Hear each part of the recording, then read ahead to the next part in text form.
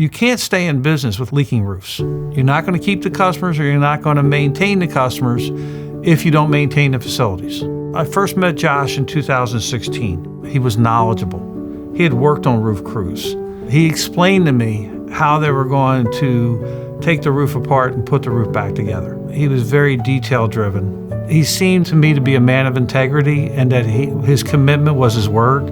I do a lot of investigation on people before I use people to see whether they're somebody you want to put your faith into or not, because at the end of the day, I signed a contract. If there's a leak, those stockholders of that company want me to rectify the problem. The very first roof they did exactly what they said they were going to do, which with a lot of the roofing contractors I used in the past, they said one thing and did something different. They were there when they were supposed to be.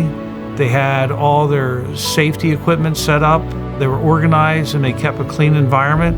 Another very big consideration for me was workers' comp insurance, that they had the right insurance coverages and that they understood what all the OSHA regulations were. It took 6 months to get to a point where I had the faith in the contractor we'd ultimately use. So after the first roof, then it became progressively easier through the next 4 buildings after that. And we had done a total of approximately 550,000 square feet of roofing. We have good roofs on every building. We've replaced every roof, and I've got a binder with every roof job that we've ever had done. I know how long they last. I know how good a job the contractors did, and that's why I've replaced everything.